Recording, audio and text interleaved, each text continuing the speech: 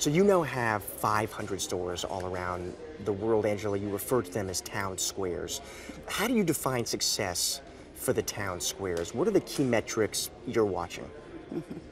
Yeah, there's a lot of different metrics. And the first one people would expect you to say would be revenue. And I'm sure that the CFO, and that's what they're looking for. But to me, it's how many people come, how long do they stay? If I could ask them a handful of questions as they left, the original reason Apple Retail was created was to enrich lives. So by the time they left, and if they attended a Today at Apple session, I'd love to be able to say, did you learn something? Were you inspired? Did we enrich your life? Did you connect with other people in the community that maybe you didn't know before? So, and we are measuring those. We're actually working with a firm, and we're going to get some very cultural measures, if you will. And then, of course, there's all the hard metrics that one would expect in retail. And you do have that insight, though, Angela. So when you talk about the experience a lot at the store, and does that translate to sales growth? Meaning, I come here, I meet up with friends, I attend a concert, I take a workshop or a class. Am I more likely to buy a device or an accessory? Well, and the way we look at it is building a relationship.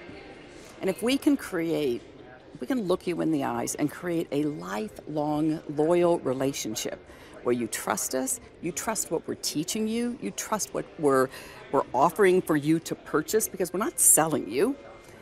And then it's no different than fashion. It's no different than, right? Don't you go back to someone who's taken really good care of you, who you trust to make you a better version of yourself? Mm. And so then, and Angela, switching gears here, but the iPhone 10, it's available for pre-order starting a week from tomorrow. I'd heard, Angela, you told retail staff, listen, you shouldn't feel compelled to upsell people to the iPhone 10 because there's an iPhone for everybody. Is that true? I love that you know that. Yes. Internally, we said that the tagline was an iPhone for everyone, and it was the image that Phil had at the keynote, that there is a 5 now at a terrific price point, and there's still the 6s and the 7. And here's my thing: I have 3 kids, right? And most people in America have a lot of kids, and so why make someone feel bad that they don't have the 10? Not everybody needs the 10. If you have 3 young children, I'd prefer that we ask you who you're buying it for. And if they're 6 and 7 years old, what do they need?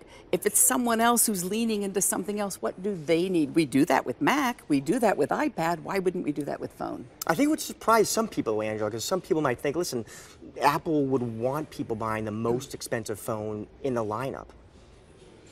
We have a tremendous amount of fans, of which I've been one for years, I'm sure you are as well.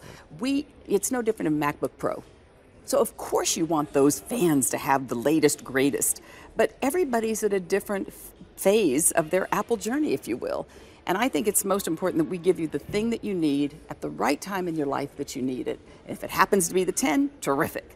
But if it's a young child, I'd much prefer just to have them have Apple, and then be able to come in and learn everything they can about that device, and I think they'll gradually go up to the others. Now, Andrew, you aren't not the only big tech company building out stores. For example, Amazon's building out stores too. They're selling books, electronics. I hear their fans also talking about the experience of those stores. Do you consider a rival like Amazon a long-term potential threat?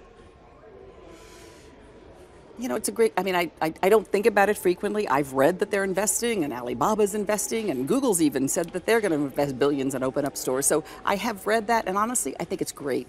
I think it's great for the economy, I think it's great for employment, and I think that it reinforces that physical retail is not going away, that there is a purpose. People want the human connection, they want a place to pick up their products, etc. So I think the great news is, as you said, we're nearly 500 stores ahead of them.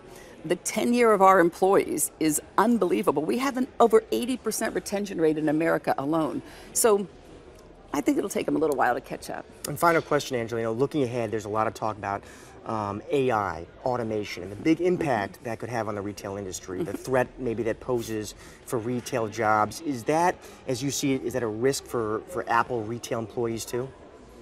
You know, I don't think so. I think the role just keeps changing. I mean, last year alone, we added 4 new positions in the stores, you know, including the Creative Pro, which I talk a lot about, that, you know, helps unlock your passion, et cetera. So I think the onus is on retailers. The onus is on us to continue to evolve, you know, and that's why the space in Chicago, here in Michigan Avenue, is totally flexible.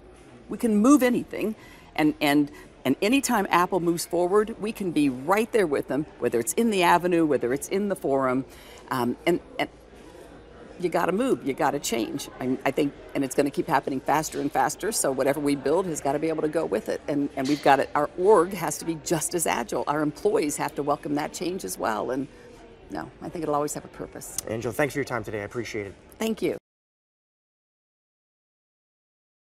Hey there, thanks for checking out CNBC on YouTube. Be sure to subscribe to stay up to date on all of the day's biggest stories. You can also click on any of the videos around me to watch the latest from CNBC. Thanks for watching.